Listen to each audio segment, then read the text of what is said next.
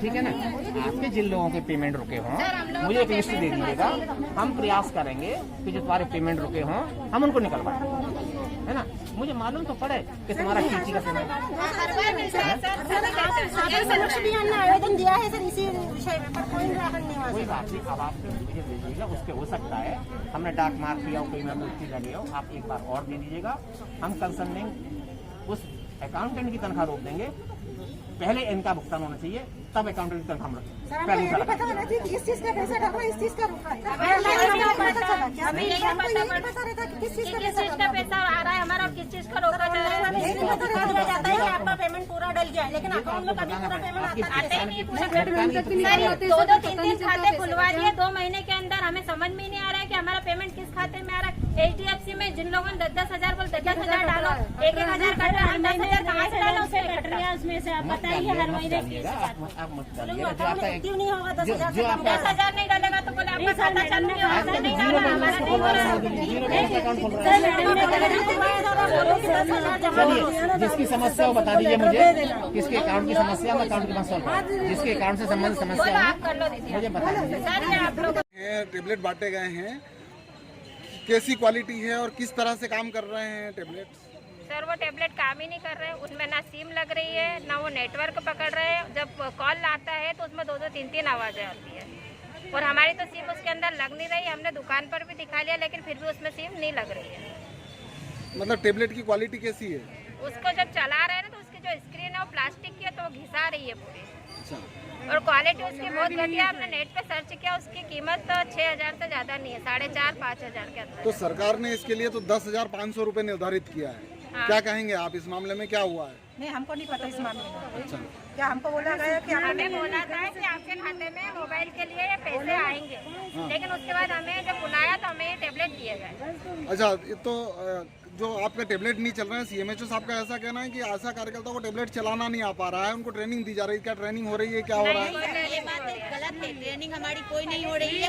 और रही बात टेबलेट देने की, तो वो हमारे जो हमें चलाने नहीं आ रहा है तो फिर टेबलेट क्यों दे रहे हैं?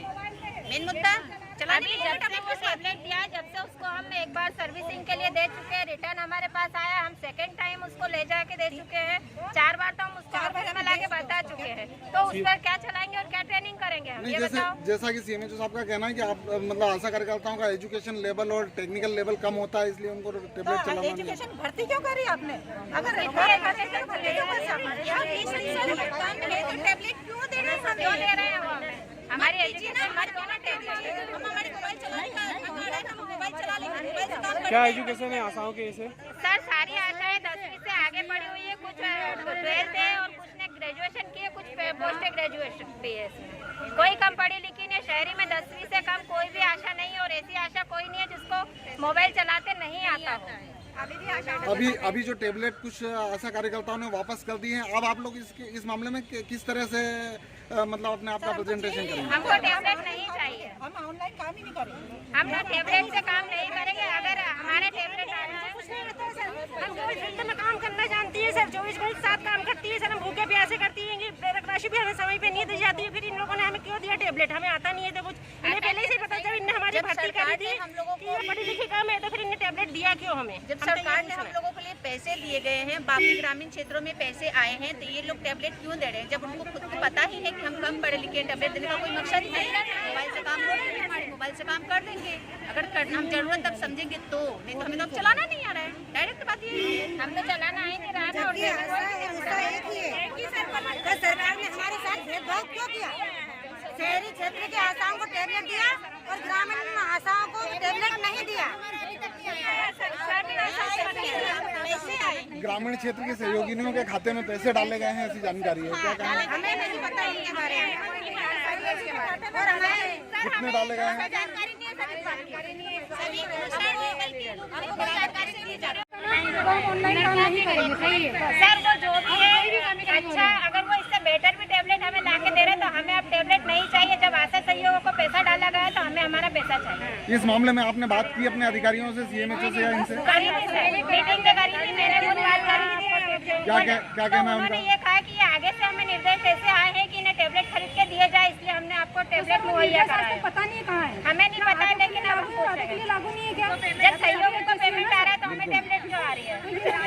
जब आगे से पैसा आया सर ने अपने निर्देश में बोला है कि आशा उषा को और एनएम को मतलब टेबलेट दिया है, लेकिन एनएम को टेबलेट नहीं दिया गया था, उनको भुगतान किया गया था। वो अपने हिसाब से खरीदे, उस तरह भुगतान कर दीजिए, हम अपने हिसाब से चले या ना चले हमारे ऊपर डिपेंड करता है। भुगतान करना चाहिए ना। मतलब आप लोगों का कहना है जो टेबलेट दिया गया है काफी घटिया किस्म का है और काफी सस्ता टेबलेट है ना?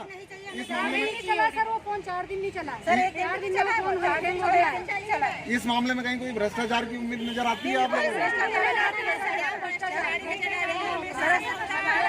अगर पढ़े लिखे कम हम हैं, हमारे बच्चे नहीं, हम मेहनत कर रहे हैं अपने बच्चे को पढ़ाने के लिए। हमारे बच्चे बोल रहे हैं कि ये तो साल भर से कंपनी चल ही नहीं रही है, चाइना कंपनी बंद है। किसने दे दिया? अटाले में पड़े हुए फोन था, वो हम लोगों को पकड़ा दिया गया ताकि उनकी टारगेट बन जाए। नहीं आती, हमने पूरा कोरोना काल में काम किया, पर 1 रुपया हमारा सही से नहीं डाला है।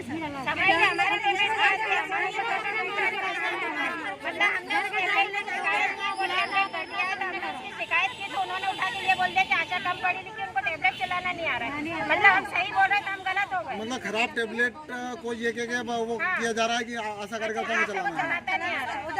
सारे आशाओं के पास मोबाइल है, सारे आशाओं के पास मोबाइल 20,000 से 30,000 के समथिंग, मतलब हमारे पास हमारे देखे हुए सर, ऐसा नहीं कि मोबाइल नहीं देखे, हर घर में मोबाइल है, घर में बोल रहे थे।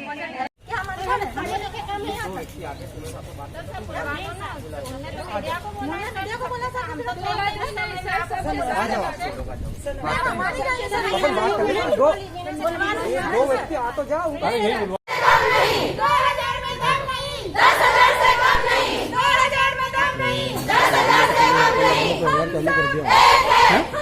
मैं पिछले कई महीनों से देख रहा हूं कि भ्रष्टाचार का अड्डा सीएचएमओ ने बना दिया है इस देवास जिले को। जो राशि विधायक दे रहे हैं हम लोग, उसमें महानतम भ्रष्टाचार। अब जो एनआरएचएम से राशि आई है आशा कार्यकर्ताओं के लिए टेबलेट देने की, मतलब एक सीएचएमओ को शर्म आ जाना चाहिए कि आशा कार्यकर्ताओं को अनपढ़ बोल रहा है, कम पढ़ी लिखी बोल रहा, और वही आशा कार्यकर्ता तुम्हारे मुंह पे फेंक के जा रही हैं वो सड़ा टेबलेट जिनका औचित्य नहीं है। ऐसे लोगों को पनाह मिलती है भाजपा के शासन में, शिवराज चौहान के शासन में पनाह मिलती है, और यहाँ के प्रशासनिक अधिकारी भी इस आदमी के साथ है। मैंने विधायक निधि दी सोनकच्छ में, लाखों रुपए दिया, लेकिन मैंने कहा ऑक्सीजन प्लांट डाला जाए, उन्होंने ऑक्सीजन प्लांट नहीं डाला, भ्रष्टाचार करके ऑक्सीजन कंसंट्रेटर खरीद के जिनका औचित्य नहीं है। आप भी मध्य प्रदेश शासन में मंत्री रहे हैं भैया, ये जिस तरीके से उनका ये कहना है कि हमको तो खरीदी के लिए निर्देश दिए थे, जबकि ग्रामीण क्षेत्र की आशा सहयोगिनियों को खाते में पैसा डाला गया है, तो ऐसे दोहरी आदेश होते हैं क्या? नहीं, मैं वही बोल रहा हूँ ना, ये सीएचएमओ एक भी गली भ्रष्टाचार की नहीं छोड़ रहा। डायरेक्ट आरोप नहीं लगाना चाहिए मेरे से बड़े नेता को, लेकिन मेरी आत्मा तक कराएंगे इसके भ्रष्टाचार देख के। ये स्वास्थ्य सेवाएं, पवित्र सेवाएं, उसमें तूने भ्रष्टाचार का अड्डा होना चाहिए। रे भाई, अरे शर्म आना चाहिए कितने बड़े अधिकारी को, प्रशासनिक अधिकारियों का हाथ तेरे सर पे, लेकिन जनता माफ़ नहीं करेगी और हम जैसे लोग माफ़ नहीं करेंगे। आपने एम्बुलेंस खरीदी के लिए जो बजट दिया था उसका क्या हुआ? अभी तक भाई दूसरी चीज़ जेम पोर्टल से खरीद रहा है, इसके लिए कहता टेंडर बुलाऊंगा। अरे भाई, कहीं से भी फोर्स कंपनी की गाड़ी तो कहीं भी डाल मेरे भाई, एक ही रेट निकलता। फोर्स कंपनी की गाड़ी हमने जो रिकमेंड की लेके दे 3 एम्बुलेंस अभी तक। मतलब शिवराज का आदेश है कि कांग्रेस का आदमी स्वास्थ्य सेवाओं के बारे में जो पैसा दे उसका काम मत करना। 3 एम्बुलेंस, एक टोंक खुद, एक चौबारा, एक टोंक। वहाँ के लोग इतने परेशान हैं, पर ये नकारा आदमी खरीदने को तैयार नहीं। क्योंकि तीसरी लहर की भी शुरुआत हो रही है ऐसी स्थिति में। अखबारों में आने लग गया तीसरी लहर जबरदस्त तरीके से फैलेगी, ऐसा वैज्ञानिकों का भी अनुमान है। और ये ऐसे सीएचएमओ यदि बैठेंगे जिलों में तो उन जिलों का सर्वनाशी होना स्वास्थ्य। तो क्या कांग्रेस पार्टी इसके लिए